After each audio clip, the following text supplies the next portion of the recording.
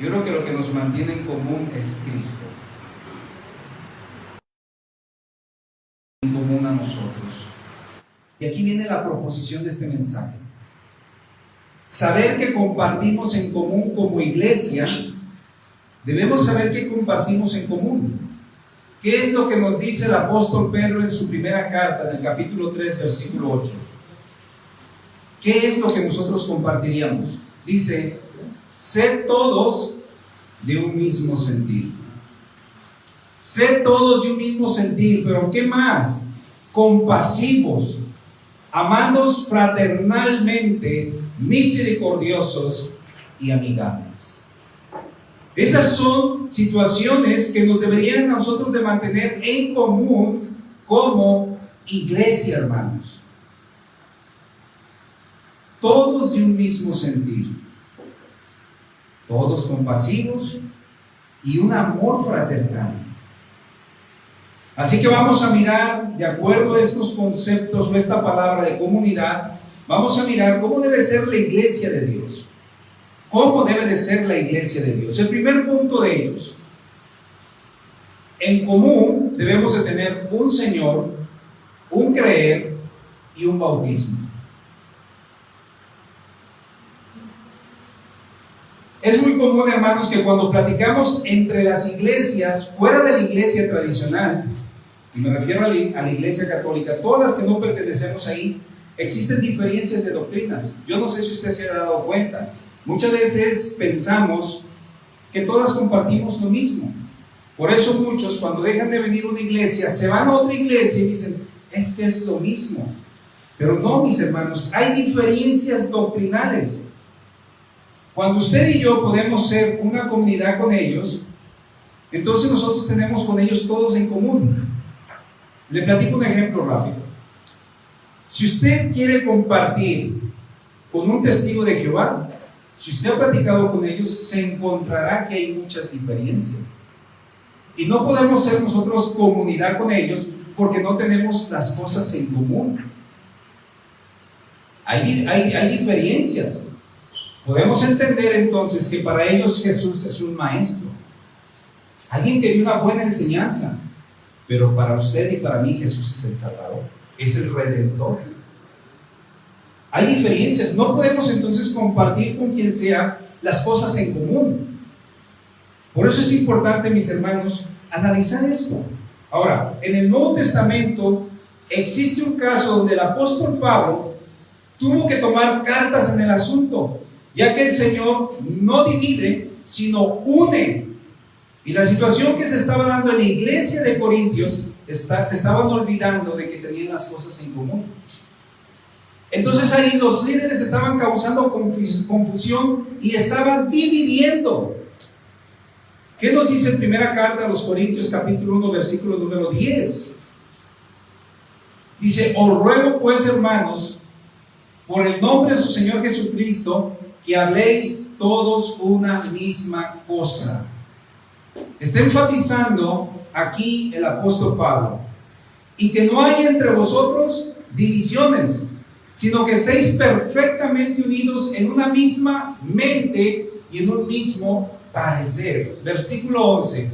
Porque he sido informado acerca de vosotros, hermanos míos, por los de Cloé, que hay entre vosotros contiendas. Quiero decir que cada uno de vosotros dice, yo soy de Pablo, y yo de Apolos, y yo de Cefas, y luego termina diciendo, y yo de Cristo. Hermanos, el propósito que ha sido desde un siempre es una unificación de que todos tengan las cosas en común. La iglesia de Corintio estaba causando un distanciamiento entre la misma comunidad por la diferencia de decir, yo soy de Pablo, o yo soy de Apolos, o yo soy de Pedro, pero lo importante es ser de Cristo. Versículo 13, hace una pregunta Pablo, ¿acaso está dividido Cristo? ¿Fue crucificado Pablo por vosotros, o fuisteis bautizados en el nombre de Pablo? Hermanos, la comunidad debe de permanecer unida.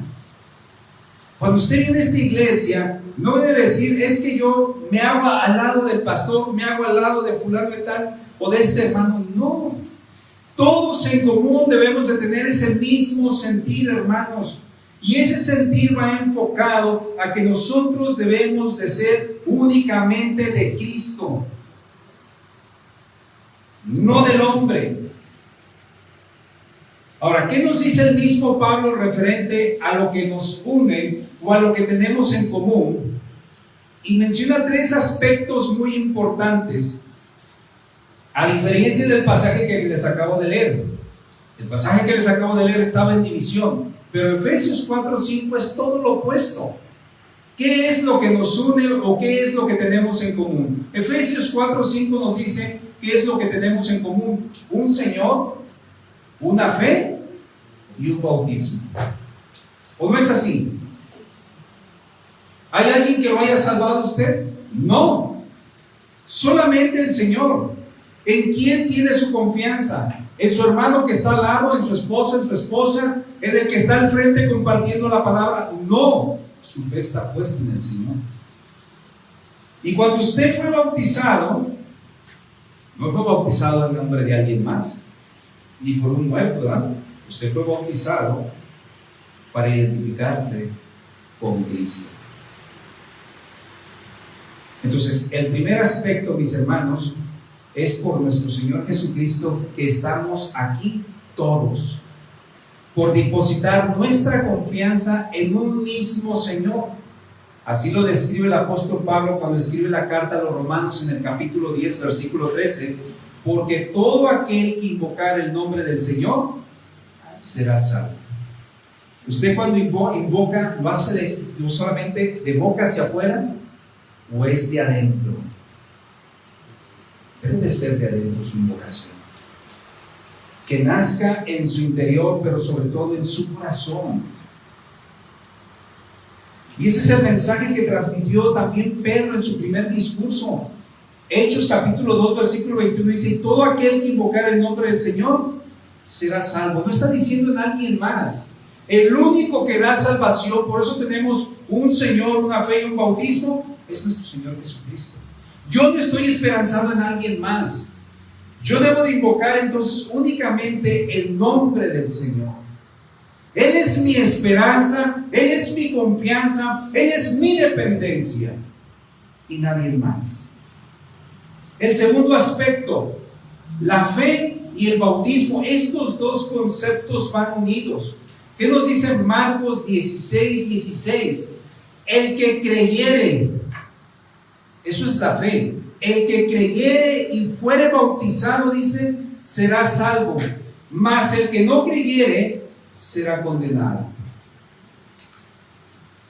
¿En quién creímos para obtener la salvación? En Cristo. En Cristo únicamente. Y eso es fe, mis hermanos. Ahora, el bautismo es considerado como una manifestación externa de la fe interna del corazón. Así como confesar con la boca, como lo dice Romanos 10:10, porque con el corazón se cree para justicia, pero con la boca se confiesa para salvación. Hermanos, cuando usted se bautizó, usted estaba haciendo pública su fe del Señor delante de la iglesia. Y usted se estaba identificando con Cristo. Pero era una manifestación externa que usted hiciera bajando a las aguas bautismales. Pero ¿qué es lo que lo movió? Su fe. Su fe. Y la manera de poder manifestarlo nosotros, esa fe, es hacerlo públicamente. Y la otra es confesándolo con nuestra boca.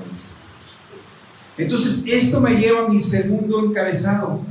Tenemos en común un cuerpo, hermanos. Esa es otra característica de la unificación. Aquí todos son necesarios y todos son indispensables. El apóstol Pablo lo menciona de esta manera en la primera carta a los Corintios capítulo 12, versículo 12. Porque así como el cuerpo es uno y tiene muchos miembros, pero todos los miembros del cuerpo, siendo muchos, son un solo cuerpo. Así también Cristo. ¿Usted cuántos cuerpos tiene? Solamente uno. Pero si contamos en cuántas extremidades se divide nuestro cuerpo, pues tenemos las extremidades superiores, que son nuestros brazos, las inferiores, que son nuestro cuerpo, nuestra cabeza, pero todo conforma un solo cuerpo. Todo. Entonces, ese cuerpo está siendo aún constituido por todos aquellos que día a día se van convirtiendo en siervos de Cristo. Sean de diferentes nacionalidades, estatus social, credo, sexo o ideologías, mis hermanos. El cuerpo de Cristo aún se sigue añadiendo. Mientras Cristo no regrese por segunda vez, hay esperanza y hay oportunidad para que en el cuerpo de Cristo se sigan añadiendo más. Esa es una bendición. ¿Qué nos dice 1 Corintios 12:13? Porque por un solo espíritu fuimos todos bautizados en un cuerpo, sean judíos o griegos, sean esclavos o libres, y a todos se nos dio a beber de un mismo espíritu. Dios no solamente viene, en su momento podemos decir que primeramente vino por el pueblo judío, pero la gracia se extendió. Ahora Él viene por todos. Por los gentiles, nosotros pertenecíamos al pueblo gentil. Y por su gracia hemos sido alcanzados. Entonces no hay diferencia de decir, tú no puedes pertenecer al cuerpo de Cristo. Claro que sí. Por esa razón, en un principio, cuando tuvo esa visión el apóstol Pedro, rehusó ir con Cornelio.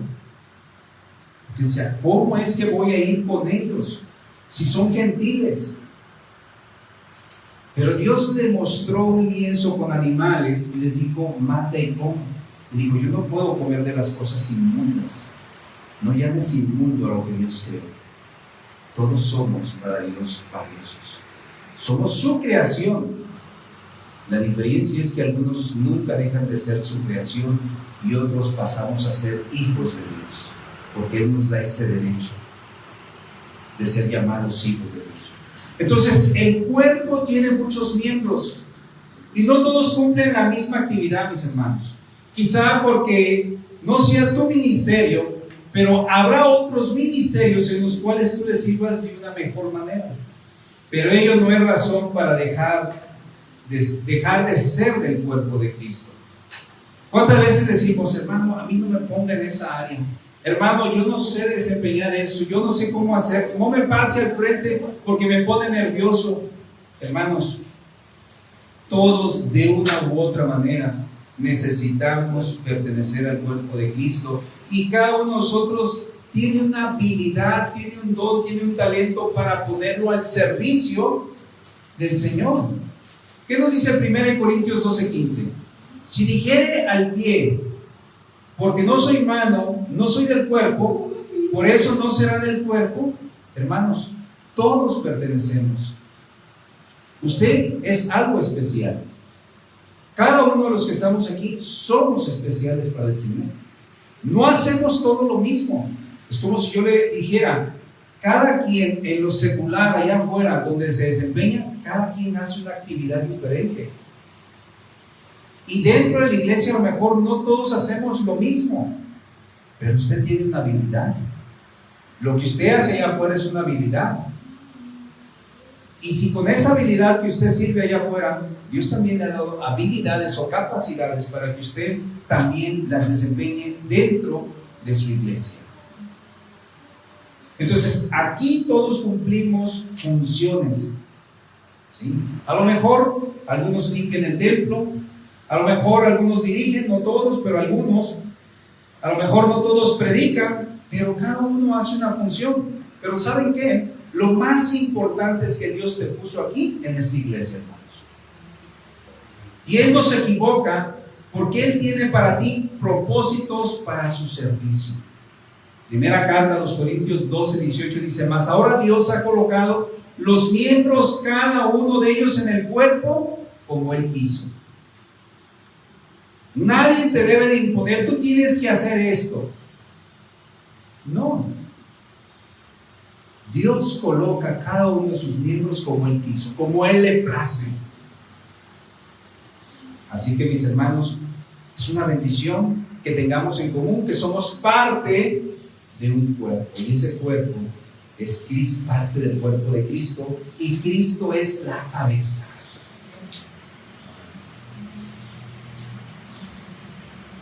Él te ha colocado, mi hermano, en este cuerpo.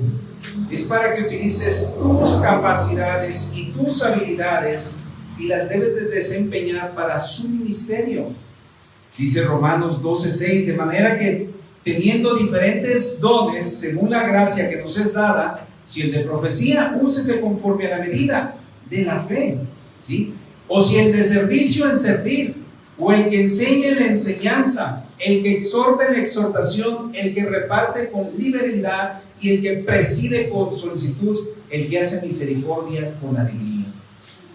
Hay diferentes dones, mis hermanos.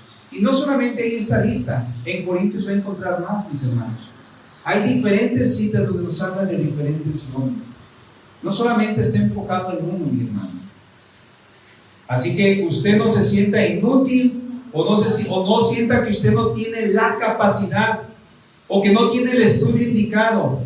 No tomemos la mala actitud que tomó Moisés, anteponiendo sus propios prejuicios o pretextos. Escucha cómo lo dice Pablo en Corintios 12:22. Antes bien, los miembros del cuerpo que parecen más débiles son los más necesarios. Así que si usted dice, hermano, no, usted es necesario, mi hermano. Usted es necesario para el cuerpo de Cristo. Usted es necesario para esta iglesia. Moisés prácticamente dijo, Señor, yo soy un tartamudo, no sé cómo hablar. Entonces, mis hermanos, ¿quién iba a usar a Moisés? ¿Él por su propia capacidad o Dios lo iba a usar con su capacidad? Entonces, cuando se tiene todo en común en la iglesia, es que se tiene la empatía, mis hermanos, también. La empatía es que usted se identifique con cada uno de sus hermanos. Es decir, mis hermanos, identifícate con ellos según la situación que estén pasando. 1 Corintios 12:26 dice, de manera que si un miembro padece, todos los miembros se duelen con él. Y si un miembro recibe honra, todos los miembros con él se gozan. ¿Qué estaba pasando semanas atrás, hermanos? La iglesia se estaba doliendo. Quiero pensarlo y quiero creerlo así, que la iglesia se estaba doliendo porque había hermanos que estaban pasando por situaciones difíciles. Algunos todavía están en recuperación, pero teníamos la empatía con ellos porque estábamos orando por ellos. ¿O no es así? Porque debemos de tener empatía con ellos. Si alguien se estaba doliendo, hay que dolernos con él. Pero si hay honra, hay que gozarnos con él también. Hace un momento le dije a mis hermanos, hermano, lo miro diferente. Hay que gozarnos con él. Esto me lleva a mi tercer encabezado. En común todas las cosas. Los dos aspectos anteriores que mencioné, mis hermanos, sobre un Señor, una fe y un bautismo, y un cuerpo con sus dones, pero ahora también esta comunidad de creyentes debemos demostrar algo importante: lealtad, entrega, amor a Dios y amor a su palabra, con la ayuda de la unidad espiritual. La iglesia ha sobrevivido, mis hermanos, por la ayuda del Espíritu. ¿Quién cree a usted que le exhorta cuando usted está haciendo algo mal? El Espíritu Santo. No es el grillito como a Pinocho, no. Es el Espíritu Santo. Pero también, además de estos conceptos, mis hermanos, dice Hebreos 4:32, la primera parte: y la multitud de los que habían creído eran de un corazón y un alma. Si debemos de tener nosotros lealtad, entrega, amor a Dios, también debemos de ser de un corazón y de un alma. Para poder tener las cosas en común, mis hermanos, debemos dejarnos trabajar en nuestro corazón. Porque de nuestro corazón también puede salir todo lo malo. Los pleitos, las iras, las enemistades. Entonces tengamos cuidado, mis hermanos, que hay en nuestro corazón. Pero lo que hay en nuestro corazón también es parte de lo que nosotros nos estamos alimentando día a día. Hay algunos que se alimentan del chisme y eso los hace crear malos sentimientos, rencores en su corazón y permiten que crezcan raíces de amargura. Aquí nos está exhortando, y la multitud de los que habían creído eran de un corazón y un alma. ¿Por qué un alma? Porque en el alma están las emociones. Y a veces las emociones son buenas, a veces las emociones nos llevan a tomar acciones y decisiones incorrectas, mis hermanos. Entonces, mantengamos el corazón y el alma alineados al corazón de Dios. La iglesia primitiva, ninguno sintió que lo que tenía le pertenecía. Esto es algo también importante. Por lo que fueron capaces de dar y compartir, eliminando la pobreza y la necesidad entre ellos. Eso también distinguía a la primera iglesia. Ellos no dejarían que un hermano sufriera cuando ellos mismos tenían lo más necesario. Así que nunca le dijeron a un hermano viéndolo con la necesidad, como lo describe Santiago en su carta, en el capítulo 2, versículo 15. Ellos no dijeron esto. Escuche este ejemplo. Y si un hermano o una hermana están desnudos y tienen necesidad del mantenimiento de cada día, y alguno de vosotros les dice, id en paz, calentaos y saciaos, pero no les dais las cosas que son necesarias para el cuerpo, ¿de qué aprovecha? La primera iglesia, mis hermanos, trató de suplir cualquier situación. No se mostraron indiferentes. Volvemos a la misma palabra. Mostraron la empatía por el hermano, viendo la necesidad que tenían, no solamente física, sino también, mis hermanos, a lo mejor en la cuestión de sostenerlos en oración. Este ejemplo nos habla de aquellos que tienen necesidad, y a veces nosotros sería difícil mostrarnos indiferentes hacia con ellos. Entonces le hago esta pregunta: ¿por qué en este punto es en común todas las cosas? Y esta es la pregunta: ¿cómo se siente usted en relación a sus pertenencias o posesiones? Porque la primera iglesia dice que daba, y eso que daba, mis hermanos, es porque reconocían que no era de ellos. Pero a veces nosotros, ¿cómo nos sentimos en relación a nuestras pertenencias o posesiones? A veces pensamos que son solo nuestras, porque han sido de nuestro esfuerzo, de nuestro trabajo, o que nadie le ayudó a conseguirlo. ¿Qué es lo que pensamos a veces? Que ha sido nuestro propio esfuerzo. Espero que no diga como dijo el rico insensato cuando vio que tuvo una gran cosecha abundante y que pensó solo en él y que pensó solamente en disfrutar. Pero ¿cuál fue la respuesta que se le dio? Lucas 12:19. Y diré a mi alma, estaba hablando el rico necio: alma, muchos bienes tienes guardados para muchos años, repósate, come, bebe y regocíjate. Eso es lo que él pensó. Teniendo bienes, dijo, no me preocupo más. Por eso dice, y diré a mi alma, alma, donde están todos los deleites, donde están todas las emociones. Esperemos que no tomemos esta conducta ni digamos, todo lo que he hecho, lo he hecho por mi propio esfuerzo o lo he hecho por mi propia mano. Debemos entonces nosotros adoptar la actitud de que todo lo que tenemos viene de Dios y solo lo debemos compartir porque ya es de Él. ¿Y quién es Él? Dios. Nosotros solamente somos administradores de la abundante bendición de Dios, hermanos. Eso nunca se nos debe de olvidar. Somos administradores de la bendición de Dios. Hechos 4:32, la parte B, dice: y ninguno decía ser suyo propio nada de lo que poseía. Esa era la actitud de la primera iglesia, mis hermanos. Entonces la iglesia tuvo la capacidad de compartir sus posesiones y propiedades como resultado de la unidad que les dio el Espíritu Santo.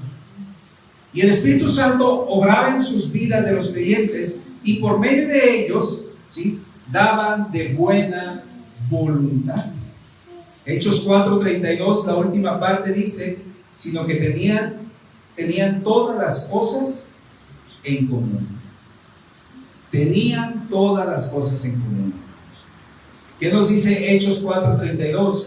Así que no había entre ellos ningún necesitado, porque todo lo que poseían, heredades o casas, las vendían y las traían al precio de lo vendido. Hechos 4:36. Entonces José, versículo 37, tenía una heredad, la vendió y la trajo, y trajo el precio y lo puso a los pies de los apóstoles. Yo no te digo, mis hermanos, toma la palabra literal. No quiero que pienses que te estoy estimulando diciéndote, este es un mensaje de prosperidad. No. Pero aprendamos a dar de lo que Dios ya nos dio.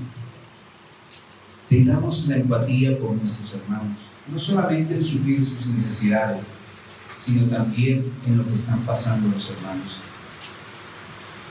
El saber por qué de repente no viene un hermano y decir, pues no vino, solamente no. La empatía de preocuparnos, un mensaje, una llamada, hermano, ¿por qué no vino? ¿Todo está bien con usted? Necesitamos suplir todas esas áreas. A lo mejor el hermano no vino porque tuvo un problema, a lo mejor no vino porque se enfermó de repente. Necesitamos tener en común todas las cosas. Y esa es la conclusión de mi mensaje, hermanos. ¿Qué tenemos en común como iglesia? ¿O qué tenemos que cambiar o mejorar como iglesia, hermanos? Hechos 2:46 nos dice: y perseverando unánimes cada día en el templo y partiendo el pan en las casas, comían juntos con alegría y sencillez de corazón, alabando a Dios y teniendo favor con todo el pueblo. Y el Señor añadía cada día a la iglesia los que habían de ser salvos. Nuevamente, ¿qué tenemos en común como iglesia o qué tenemos que cambiar o mejorar como iglesia? Si queremos impactar este pueblo donde vivimos, se debe de manifestar que en nosotros hay amor, que en nosotros hay interés entre nosotros mismos porque nos amamos, que la gente pueda ver afuera cómo nosotros nos relacionamos como iglesia, no solamente aquí, y que también una vez que nosotros aprendamos a amar y poder amar al prójimo, podamos amar a los de afuera. Y aquí viene la aplicación del mensaje. ¿Qué debo de quitar de mi persona y comenzar a actuar? Y algo que nos hace mucha falta es tener amor como hermanos, amor hacia el prójimo. Eso sería otra cosa en común que deberíamos de experimentar como iglesia. El Evangelio de Juan, capítulo 13, versículo 34 dice: un mandamiento nuevo os doy, que os améis unos a otros como yo os he amado, que también os améis unos a otros. Versículo 35: en esto conocerán todos que sois mis discípulos, si tuviereis amor los unos por los otros. El amor, ¿qué tan importante es? ¿Cómo sabrá la gente que tú eres un hijo de Dios? Si manifestamos o manifiestas amor. Jesús no te va a pedir algo que Él mismo no haya experimentado, hermanos. Jesús manifestó amor, por eso te pide que tú des amor. Y si tú conoces a Dios, Dios es amor. Usted recuerde cuando Jesús fue a resucitar a Lázaro. Estamos hablando de amor. Juan 11:36 dice: dijeron entonces los judíos, mirad cómo le amaba. ¿Qué estaba manifestando Jesús? Amor. Y Él quiere que el amor sea en común, hermanos. Que nosotros tengamos amor. Amor entre nosotros. Y amor hacia afuera. Hacia el que está aún sin Cristo. El que está aún deambulando por este mundo. La iglesia debe de tener entonces en común, mis hermanos, un Señor, una fe, un bautismo. Debemos de tener en común de que somos un cuerpo en Cristo, y debemos de tener en común que compartamos las cosas. Y algo que nos hace falta es el amor. Oremos. Padre, te doy gracias por tu palabra. Gracias, Señor, por este tiempo en el cual permite, Señor, compartir este mensaje. Somos una pequeña comunidad en este pueblo de Tecolotlán, pero que no seamos una iglesia más, sino que seamos una iglesia que ame a Dios sobre todas las cosas. Una iglesia que pueda ser un solo cuerpo en Cristo. Una iglesia que pueda experimentar la fe con los mismos hermanos y que podamos compartir, Señor, lo que tenemos en amor. Viendo necesidades y situaciones, Padre. Trabaja en nuestro corazón, porque necesitamos el amor de Dios. No podemos amar a alguien si no conocemos a Dios, porque Dios es amor. Gracias, Padre, por tu palabra. En el nombre de Cristo Jesús. Amén. Dios le siga bendiciendo.